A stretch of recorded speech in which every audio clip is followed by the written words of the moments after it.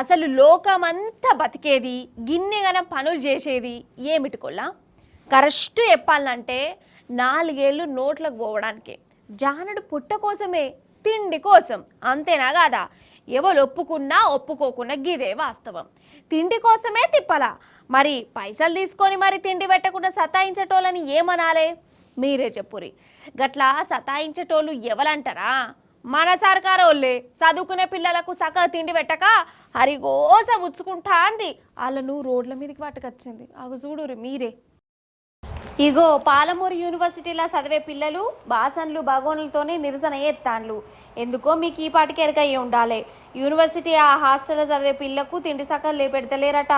ఏదో ఎట్టిగా అండినమా అంటే అండినము పెట్టినమా అంటే పెట్టినమనంటే ఎత్తాన్లట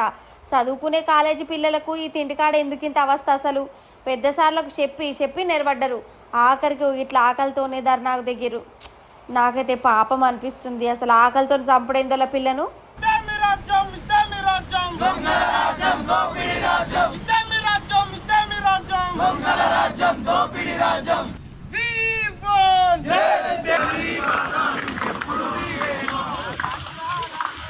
పాలమూరు యూనివర్సిటీలో ఫార్మసీ హాస్టల్లో అసలు ఫుడ్ అనేది సరిగ్గా పెట్టట్లేదు మెనూ ప్రకారం అసలు ఆ ఫుడ్ కూడా సరిగ్గా పెట్టట్లేదు ఎంతసేపు ఉన్నా కూడా గవర్నమెంట్ నుంచి డబ్బులు రాలేదు మీరు మెస్ ఫీజు పెట్టట్లేదు ఇవ్వట్లేదు అని చెప్పి మాట్లాడుతున్నారు వీళ్ళకి ఎన్నిసార్లు కూడా కేర్ టేకర్ నుంచి వార్డెన్ నుంచి అందరికి కంప్లైంట్ చేస్తే వార్డెన్ వచ్చి నేను ఫుడ్ తినిపోతా మీరు తర్వాత మెస్ క్లోజ్ చేసుకోండి అదేవిధంగా బీసీని కలిస్తే బీసీ మీరు పోండి మీతో అవసరం లేదు పోయి కింది స్థాయితో మాట్లాడని చెప్తున్నారు కింది స్థాయితో వాళ్ళతో మాట్లాడితే మాత్రం వాళ్ళు రెస్పాండ్ కావట్లేదు ఎంతసేపు చేసినా కూడా స్టూడెంట్స్ ఏం చేస్తున్నారు అంటే మెస్ ఫీజులు కట్టండి అది కట్టని చెప్తున్నారు ఆల్రెడీ మేము మెస్ ఫీజులు కట్టే లోపలికి వచ్చినాము అయినా కూడా వీళ్ళు ఏంటంటే స్టూడెంట్స్ దగ్గర గవర్నమెంట్ నుంచి ఫండ్ రావట్లేదు అని చెప్పి స్టూడెంట్ దగ్గర ఆ ఫండ్ కలెక్ట్ చేసి వీళ్ళు మా డబ్బులతోనే మళ్ళీ మాకే ప్రొవైడ్ చేస్తున్నారు ఒక ప్రైవేట్ ఇన్స్టిట్యూట్ లాగా చేస్తున్నారు అనమాట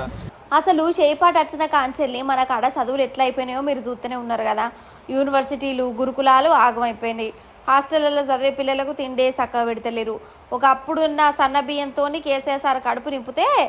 ఇప్పుడు తిండే దొరకని పరిస్థితి గొడ్డు కారంతో చిన్నపిల్లలకు తినబెడుతురట ఇదేదో నేను నాకు ఏదనిపిస్తుంది మాట్లాడతలేను మళ్ళీ నన్ననగల మీరే చూడరి పాపమిగో ఇల్లంతా కుట్ట జడ్పీ బల్లే మధ్యాహ్న భోజనంలో కారం కల్పిస్తానట ఎంత ఘోరములో ఇది